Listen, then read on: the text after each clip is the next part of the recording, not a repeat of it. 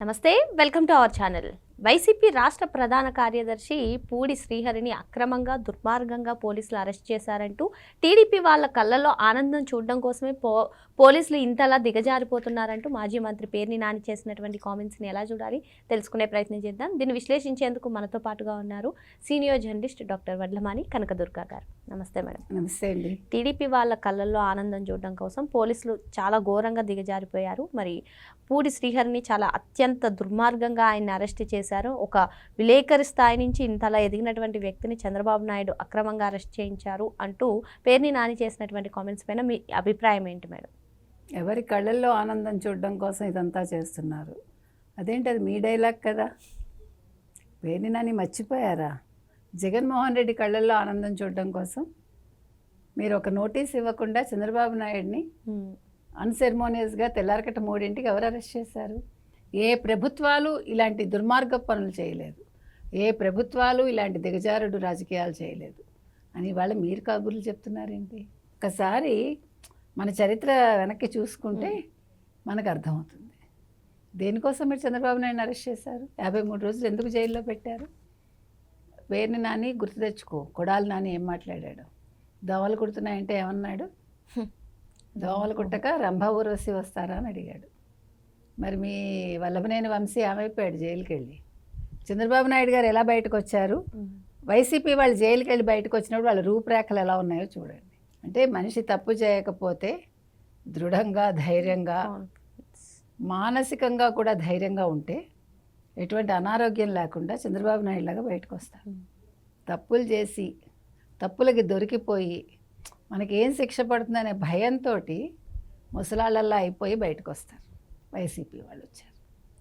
ఇవాళ పూడి శ్రీహరి వాళ్ళ రాష్ట్ర కార్యదర్శి కదా. సో ఆయన ఎందుకు అరెస్ట్ చేశారు అక్రమంగా అంటున్నారు. సోషల్ మీడియా పోస్టులు పెట్టినప్పుడు ఎందుకు ప్రశ్నించలేదు మీరు? రక్త చరిత్ర ఏంటి? చంద్రబాబు రక్త చరిత్ర చూశాడు ఆయన. మీరు నారాసుర రక్త చరిత్రను రాసే మీరు గెలుచుకున్నారు ముఖ్యమంత్రి పదవిని. కానీ ఇప్పుడు రక్త చరిత్రలను రాస్తే మిమ్మల్ని తరివి కొడతారు జనాలు. దాన్ని ప్రశ్నించరేం మీరు? ఒక విలేకరిగా పనిచేసిన వాడు ఇలాంటి పనులు చేస్తాడా? దీనిగా మీరు డబ్బులు ఇస్తున్నారు. ప్రధాన కార్యదర్శిగా ఉంటూ సోషల్ మీడియాలో అలాంటి పోస్ట్ ఎలా పెట్టావని నువ్వు అడగాల? నువ్వు మళ్ళీ ఎదురు తెలుగుదేశం వాళ్ళనో లేకపోతే ఇప్పుడున్న రాష్ట్ర ప్రభుత్వాన్నో మీరు ప్రశ్నిస్తారా? నీ కొడుకు అండ చూసుకుని నువ్వు రెచ్చిపోతున్నావు, అనుభవిస్తావు. ఎవరు రెచ్చిపోయారు 5 ఏళ్ళు?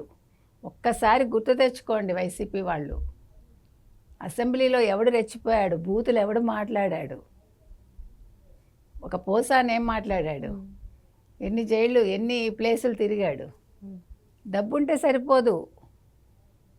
ఇవాళ 20 కోట్లు విల్లాలు ఇచ్చేశాడని చెప్పి ఒక ప్రెస్ మీట్కి ఒక విల్లా పోసానికి ఏం బాగుకున్నాడు?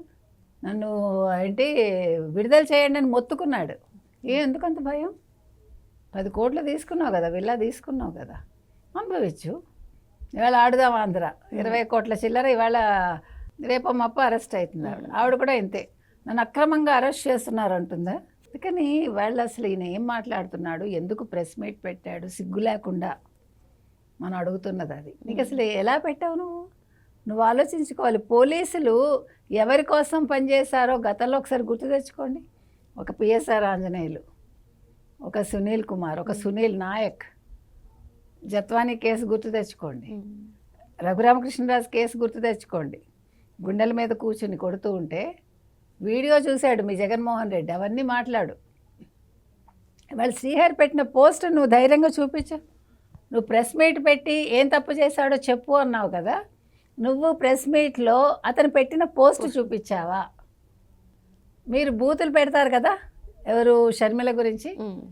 రోడ్డు మీద పోయేవాడు మాట్లాడుతున్నాడమ్మా, మాట్లాడిస్తున్నారు సాక్షి వాళ్ళు బుద్ధి లేకుండా. తెలుసా నీకు? వాళ్ళు మాట్లాడే వాళ్ళందరూ ఎవరో తెలుసా నీకు? కొత్తగా క్రిస్టియానిటీలోకి వచ్చిన వాళ్ళు, దారిన పోయే దానయ్యలు. అయితే ఇక్కడ ఇంకో అంశం మేడం, ఇటీవల హైకోర్టు సజ్జల భార్గవరెడ్డి పిటిషన్ పైన విచారణ చేపడుతూ అసలు మీరు చేతగానితనం చూపిస్తున్నారా అంటూ పోలీసుల పైన కొంచెం ఘాటు వ్యాఖ్యలు చేసింది. ఈవెన్ ఇటువంటి పోస్టులు పెడతారా, ముఖ్యమంత్రిని అంటే 5 కోట్ల ప్రజలను అన్నట్టే అని చెప్పి అక్కడ హైకోర్టు పోలీసుల పైన కొంచెం ఘాటు వ్యాఖ్యలు చేసింది. ఇక్కడ చూసుకున్నట్లయితే పోలీసులు దుర్మార్గంగా ప్రవర్తిస్తున్నారు. కాదు మొన్న హైకోర్టు ఏదైతే మీరు అన్నట్టుగా మన చెప్పిందో తీర్పు ఇచ్చిందో, ఇవాళ పోలీసులు న్యాయ వ్యవస్థ చెప్పింది పాటించారు. మీరు అప్పుడు ఎందుకు నోరు మూసుకున్నారని తిట్టింది. మొట్టమొదటి పోస్ట్ పెట్టినప్పుడే అరెస్ట్ చేసి ఉంటే ఇన్ని జరగవు కదా అని.